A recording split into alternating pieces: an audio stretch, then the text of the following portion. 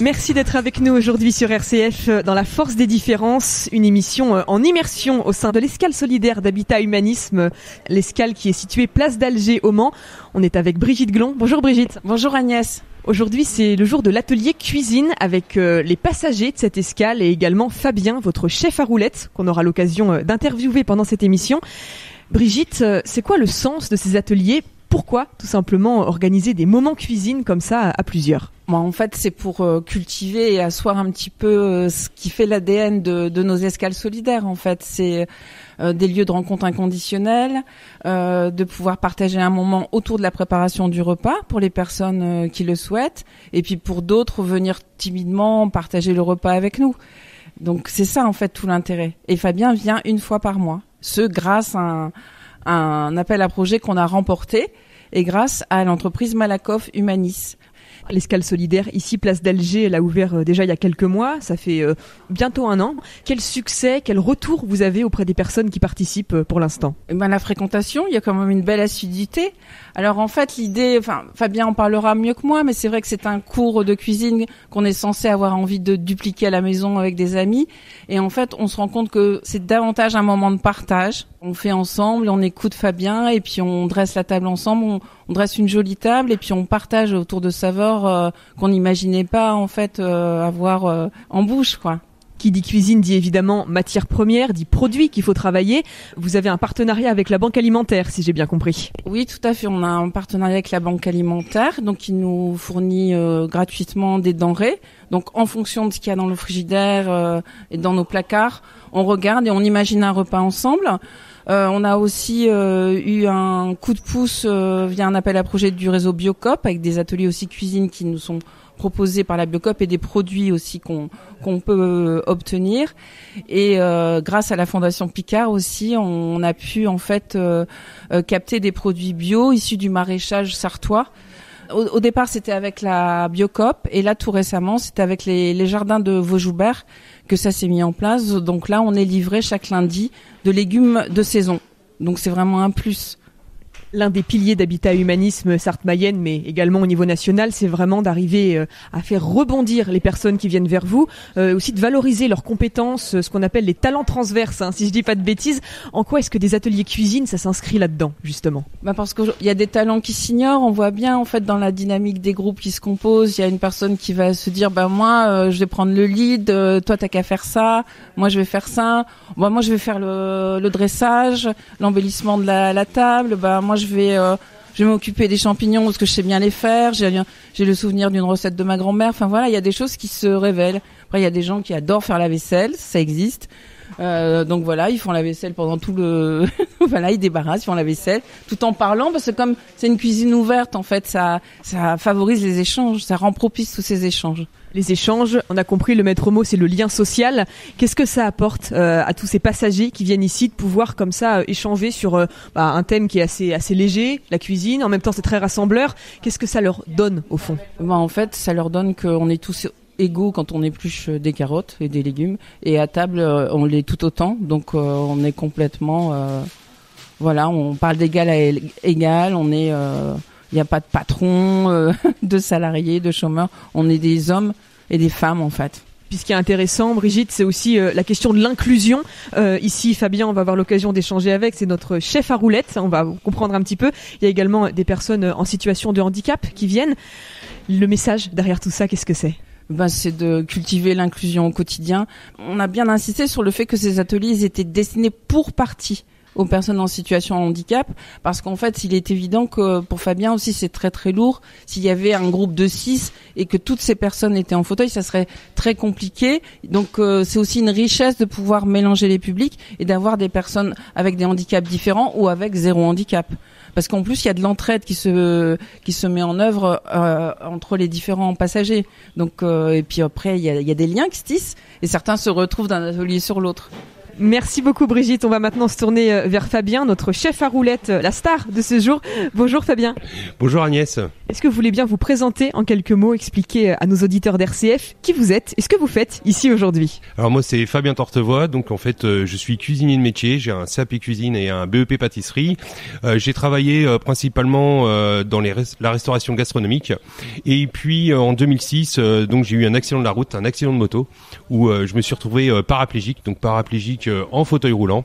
Et puis suite à cet accident, j'étais quelques années sans travailler et puis le travail me manquant, il a fallu que je retrouve une activité. Donc j'ai vu à la télé des cours de cuisine et j'ai dit tiens, ça pourrait être sympa de faire des cours de cuisine. Donc suite à ça, j'ai créé mon auto-entreprise et ça fait maintenant une douzaine d'années que voilà, j'ai mon auto-entreprise et je donne des cours de cuisine. Alors ça peut être chez les particuliers, ça peut être pour les associations, voilà, c'est varié, voilà. À partir du moment que ça soit accessible pour moi, voilà, sachant que je suis en fauteuil roulant, il y a aucune contrainte. L'idée, c'est vraiment de partager ce qui vous fait vivre, ce qui vous a, dans un sens, motivé pour continuer à aller de l'avant. Alors, en fait, moi, la cuisine, ouais, moi, c'est complètement une passion. C'est un métier passion. J'ai toujours été passionné par la cuisine. Et puis, en faisant ces cours de cuisine, en fait, alors là, je me suis un peu découvert. En fait, j'ai l'impression, je me suis découvert à aimer l'être humain, en fait. Parce qu'en fait, avant, en cuisine, on est un peu enfermé dans une cuisine. On n'a pas de contact avec la clientèle, etc. Et aujourd'hui, je donne des cours de cuisine. Et puis, je m'aperçois qu'en fait, j'aime les gens et j'aime partager. Donc, voilà, je trouve ça plutôt sympa et j'en suis super content. Avec Habitat Humanisme, l'idée c'est vraiment d'avoir des cours de cuisine qui sont un peu différents en termes de public notamment. Qu'est-ce que ça vous apporte, vous Fabien, d'aller comme ça à la rencontre de ces personnes? Alors je dirais oui, c'est différent, oui et non, parce qu'en fait moi je viens ici, je fais mon cours de cuisine de la même façon que je fais avec les autres personnes. Alors après ce qui est assez sympa, c'est sympa. Moi je suis en fauteuil roulant et sachant qu'il y a des personnes en situation de handicap, je trouve que le contact en fait il se fait complètement naturellement et puis donc voilà, on échange assez rapidement. Et puis ça se passe plutôt bien. Donc après, pour moi, c'est un peu la même chose, quoi. Après, voilà, il y a un petit peu besoin de plus d'aide que quand j'ai que des valides. Mais là, on a quand même des bénévoles ils sont entourés avec des bénévoles et tout. Donc le cours se passe normalement. Voilà, je trouve pas de contraintes particulières, quoi. Le cours se passe normalement. Comment ça se déroule? En fait, on va avoir l'occasion après de vous suivre un petit peu plus en détail quand vous serez avec les participants. Mais l'idée, vous avez déjà des idées de recettes quand vous arrivez ou c'est un peu surprise? Il y a pas de surprise. En fait, les recettes, ils sont déjà faites. Les ingrédients sont là, voilà, parce qu'en fait, on essaye quand même de faire des recettes un petit peu originales. Donc, quelquefois, il y a quand même des ingrédients particuliers. Voilà, il faut des pesées et tout. Donc, je viens, je sais ce que je fais. Les recettes sont faites, les pesées sont faites, et après, voilà, on avance ensemble. Voilà. C'est pas, ça s'arrête pas. C'est pas des recettes qui sont faites de, je vais peut-être exagérer ou pas, je sais pas, mais c'est pas des carottes râpées puis un steak haché, quoi. Voilà. Non, voilà, on essaye d'aller un petit peu léger. Alors, je vais pas dire gastronomique, mais voilà, dans la recette originale. Alors, ça reste original, mais quand même avec des ingrédients simples, abordables, mais qui changent du quotidien et que les gens ils se disent, bah tiens, en fait, ça c'est quelque chose de sympa et j'ai envie de le refaire à la maison. L'idée ici, avec Habitat Humanisme, c'est que c'est des cours de cuisine qui sont ouverts, c'est pas le mot prioritairement, mais en grande partie aux personnes en situation de handicap. À votre avis, Fabien, qu'est-ce que ça leur apporte à elles de pouvoir comme ça participer à ce type d'atelier? Moi, je pense que c'est peut-être une histoire. Ils peuvent prendre confiance en eux, qu'ils se rendent compte qu'ils peuvent faire des choses aussi. Voilà, que cuisiner, c'est peut-être pas si compliqué que ça. Et puis de partager les choses aussi, c'est sympa. Voilà. Après, on se retrouve autour d'une table, etc. Donc, moi, je pense qu'au niveau confiance, c'est plutôt pas mal. C'est quoi vos sources d'inspiration en cuisine? Moi, la source d'inspiration, en fait, c'est les saisons. Voilà, on essaye de respecter les saisons. Voilà, je vois aujourd'hui, voilà, on va faire un tian de légumes. Alors, tian de légumes, on pense tout de suite aux légumes d'été, mais pas du tout. En fait, là, ça va être plutôt, on va être sur la butternut, le pané, etc. Donc voilà, et le poireau. Voilà, c'est toujours les produits de saison. Voilà, on travaille que les produits de saison. Je vais pas faire des tomates en hiver, etc. Voilà. Parce que les saisons, c'est quand même important de les respecter. Et aussi, il y a le prix des légumes. Voilà, quand ils sont de saison, ils sont quand même moins chers. Voilà, on va pas acheter de la tomate l'hiver, etc. Donc voilà, en respectant les saisons, en fait, on s'aperçoit que on a un budget qui est un peu plus réduit, quoi. Ici, à l'Escale Solidaire, vous avez vraiment beaucoup de place, vous avez une très belle cuisine. C'est un beau terrain de jeu pour travailler, ça? Oui, c'est bien, oui, c'est un beau terrain de jeu. Après, il faut savoir qu'il faut quand même de la place, parce que entre les fauteuils roulants, etc., voilà, faut quand même de la place. On est juste bien, on n'est pas non plus, non, ça se passe plutôt bien. On aménage les tables comme il le faut et ça se passe plutôt bien. On va aller à la rencontre des participants et puis on écoutera aussi vos conseils par moment pour bien réussir les recettes. Ok, très bien, on y va.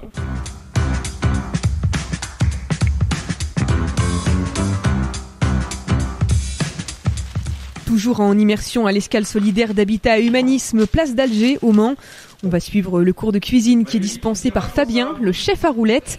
Fabien qui est cuisinier professionnel en situation de handicap et qui accueille 5 élèves aujourd'hui, dont 3 qui sont en fauteuil roulant. Et parmi eux, il y a des résidents du centre de l'Arche à Saint-Saturnin. Samuel, j'ai 47 ans, j'habite à l'habitat partagé de Saint-Saturnin, à l'habitat inclusif, depuis 3 ans. Ça fait combien de temps que vous venez faire ces petits cours de cuisine ici à Habitat Humanisme ? À peine 1 an. On a une grande cuisine, une grande salle, vraiment équipée, qui est très grande. On peut circuler tous les fauteuils. Oui. Aujourd'hui, qu'est-ce que vous allez faire par exemple ? Tian de légumes avec chou à la crème en dessert. C'est important de bien manger les bons produits, c'est important. Une passion qui est aussi partagée par des plus jeunes comme Dylan. Bonjour. Dylan, est-ce que vous voulez bien vous présenter un petit peu pour nos auditeurs ? Alors moi je m'appelle Dylan Matra, j'ai 27 ans. Je suis à l'habitat partagé depuis 3 ans. Je suis aussi à l'escale solidaire pour créer du lien, cuisiner, voir du monde. C'est très important. Partager un bon moment. Qu'est-ce que vous avez appris à cuisiner déjà depuis que vous êtes venu ici au début ? Alors la dernière fois c'était du poulet avec de la ratatouille. C'était un gâteau framboise avec son coulis de framboise. La cuisine, ça représente quoi pour vous ? C'est quoi ? Alors c'est des bons moments, c'est permet de garder une certaine autonomie. J'étais à l'Arche dès l'âge de 2 ans jusqu'à 9 ans pour pour avoir de la rééducation. Parce que moi je suis IMC, infirme moteur cérébral. Donc du coup j'ai besoin de rééducation au niveau des membres pour garder justement une certaine autonomie. Et donc en cuisine, qu'est-ce que vous faites par exemple comme recette ou comme geste un peu technique ? Je remue la pâte pour faire des gâteaux. Après je coupe éventuellement pour ça permet de travailler aussi la dextérité, c'est une chose que j'ai beaucoup de mal à faire. Alors donc aujourd'hui, on va faire un plat et un dessert. On va faire un filet mignon de porc avec une croûte de noisettes dessus, d'accord ? Et ensuite, on va faire un tian de légumes. Alors, tian de légumes, je ne sais pas s'il y en a qui connaissent ou pas. Souvent, le tian de légumes, c'est les légumes d'été avec de l'aubergine, des tomates et des courgettes, d'accord ? Mais là, en fait, on va faire un tian de légumes d'automne. Donc, c'est-à-dire, on va faire avec de la butternut, du panais, de la pomme de terre, fondu de poireaux, etc. Donc, on va faire ça dans un plat. On va tout bien ranger en rondelles et puis on va mettre ça à cuire au four dans un bouillon de volaille. Parce qu'en fait, ces légumes-là, ils ne rentrent pas d'eau. Contrairement aux courgettes, etc. Voilà, donc comme ça rend pas d'eau, en fait, on met un bouillon de volaille avec. Et puis, en dessert, on va faire un chou à la crème. Voilà, donc on a la pâte à chou à faire. Quoi ? C'est bien ça, le chou à la crème. Moi, je suis la crème. Donc voilà le programme, d'accord ? Ça vous va ? De toute façon, vous n'avez pas le choix, c'est comme ça. C'est fait. Donc, en fait, on va commencer par la pâte à choux, d'accord ? Alors, la pâte à choux, en fait, il y a du beurre, il y a de l'eau. On va mettre 250 grammes d'eau, voilà, tac. Et on va mettre ça à chauffer, d'accord ? Ça va bouillir. Et ensuite, on ajoutera dedans de la farine. Magali, du coup, je te laisse aller faire chauffer ça. C'est ça. Et puis, quand ça va bouillir, on va aller faire un petit tour là-bas, d'accord ? Et après, on rajoutera des œufs un par un, d'accord ? Dans la pâte à choux. C'est assez technique, en fait, la pâte à choux. Mais en fait, c'est pas compliqué à faire. Et un peu plus loin, il y a aussi des bénévoles qui s'activent pour mettre à l'abri les denrées qui ont été livrées par la banque alimentaire. Parmi eux, il y a Guy qui porte des cajots remplis de boîtes de conserve. Alors aujourd'hui, il y a un peu de tout. Il y a des denrées qui vont rester donc ici à l'escale. Et puis il y a des denrées qui vont aller à l'étage au rez-de-chaussée pour les bénéficiaires qui ont des paniers une fois par semaine. Donc il y a des conserves, il y a des légumes en conserve, du poisson en conserve, des chips, des gâteaux sucrés, des gâteaux salés, des boissons, enfin il y a un peu de tout quoi. En quoi ça consiste en fait ce partenariat entre la Banque Alimentaire et Habitat Humanisme ? Alors on a un contrat avec la Banque Alimentaire dans lequel on s'engage à respecter les règles de sécurité et d'hygiène alimentaire parce qu'on donne des aliments à des personnes qui peuvent être malades, donc du coup il faut respecter par exemple la chaîne du froid, il faut respecter de se laver les mains avant de déplucher un légume, etc., etc., les couteaux les surfaces de travail. Donc voilà, on a des règles à respecter. Et puis donc on récupère des marchandises que la banque alimentaire a elle-même récupérées auprès des grandes surfaces. Donc on ne sait jamais vraiment ce qu'on va avoir, c'est en fonction des arrivages et puis on choisit pas vraiment ce qu'on va faire comme cuisine ni ce qu'on va distribuer dans les paniers. Voilà. Vous venez à quelle fréquence ici chez Habitat Humanisme ? Alors c'est tous les jeudis matins, toutes les semaines. Donc je passe une commande, ils nous envoient une liste avec les produits qui sont disponibles et puis on choisit nos produits. Donc je fais une commande le vendredi soir pour pouvoir aller chercher les denrées le jeudi matin. En quantité, c'est combien que vous apportez à chaque fois ? Alors c'est assez variable, je dirais qu'on a entre 50 et 100 kilos à chaque fois à peu près. C'est une proportion qui a évolué comment ces dernières semaines, ces derniers mois ?